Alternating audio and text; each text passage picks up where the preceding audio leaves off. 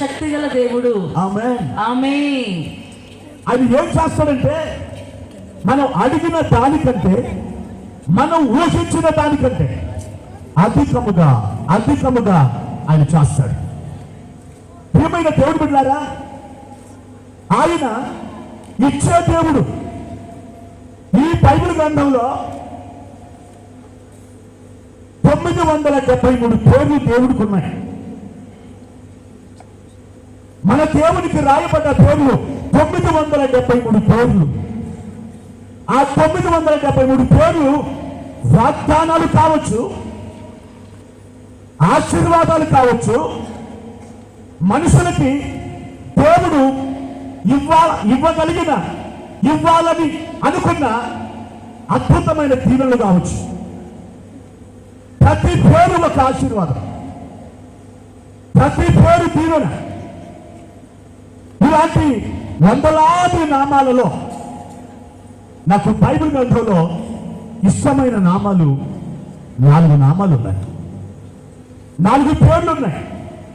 అందులో మొదటిది ఏంటంటే ఆయన మాట్లాడే దేవుడు.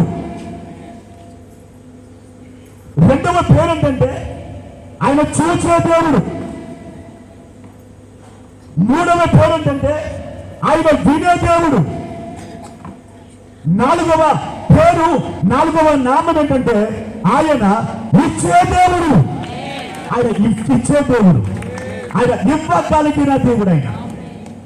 అవును నా ప్రియ దేవుడు బిడ్డలారా, దేవుడు ఇస్తేనే ఎవరైనా ఏదైనా పొందగలరు. దేవుడు ఇవ్వకపోతే ఎవరు పొందలేరు. పొందగలరా? ఎవరు పొందలేరు.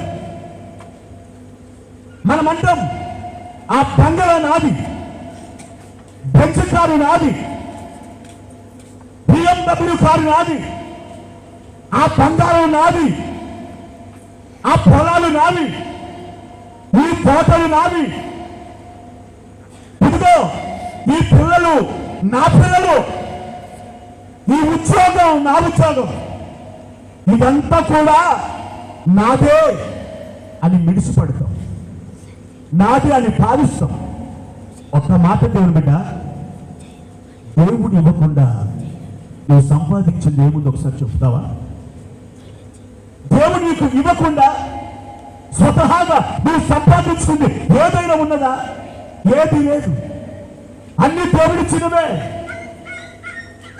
అన్ని దేవుడు అనుగ్రహించినవే.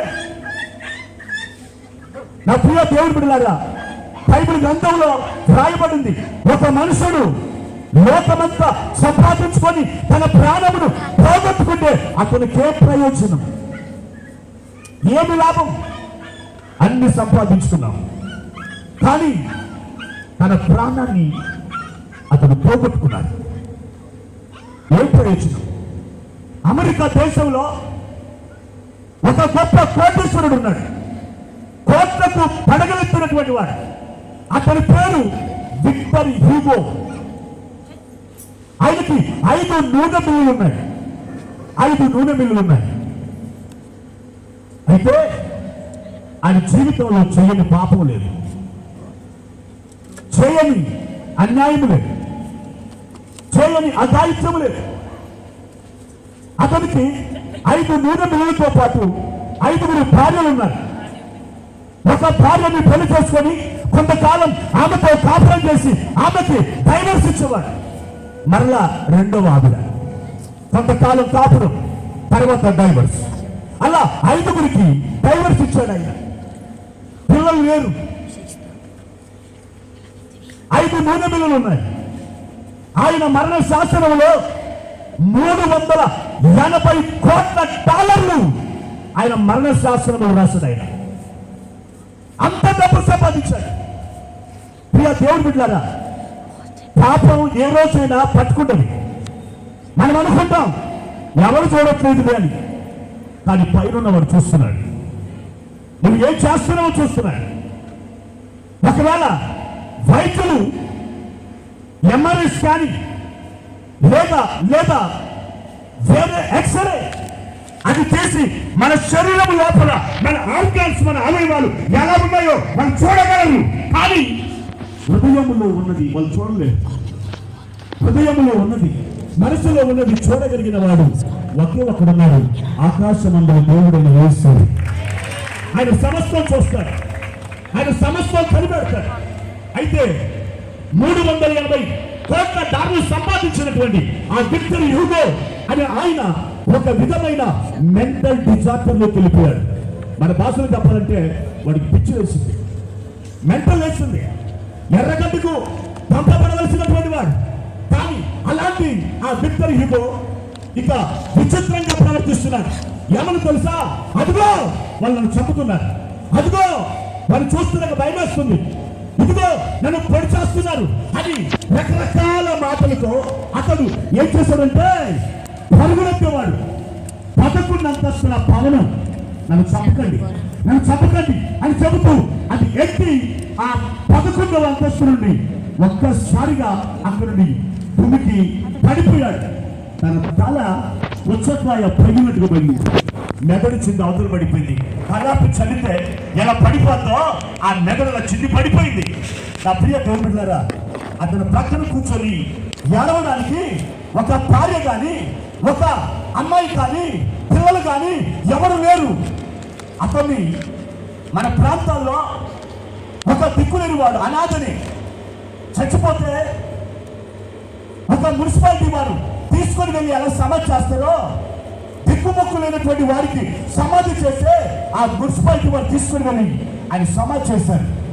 నా ప్రియ దేవుడు గారా, బైబిల్ అంటుంది ఒక మనుషుడు లోకమంతా సంపాదించుకొని తన ప్రాణాన్ని పోగొట్టుకుంటే అతనికి ఏమి ప్రయోజనం అని దేవుడు వాక్యం అడుగుతుంది.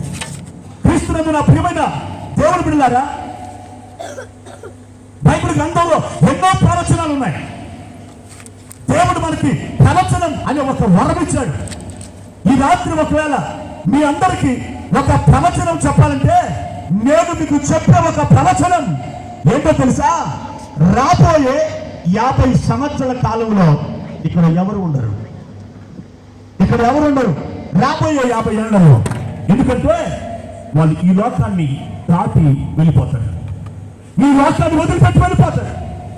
ఏదైతే నాతోని విర్రమీగావో, ఏదైతే నాతోని నిన్ను ఖండించావో, ఏదైతే ఇదిగో నా స్వాస్థ్యం, నా సొత్తు, నేను చాలా కోటేశ్వరిని, నాకు ఎదురే లేదు అని రొమ్మి విడిచి ముందుకు నడిచావో, ఓ సోదరుడా, ఓ సోదరి, రానున్న 50 సంవత్సరాల కాలంలో ఏది నీకు ఉండదు, అన్నిటినీ వదిలేసి వెళ్తావు. ఏది పట్టుకున్నావో దాన్ని వదిలేసి వెళ్తావు.